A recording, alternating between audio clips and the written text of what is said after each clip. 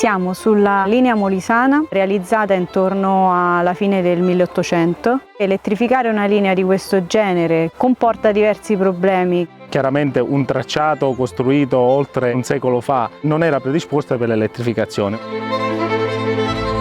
Abbiamo trovato soluzioni per poter sostituire i treni diesel con i treni elettrici.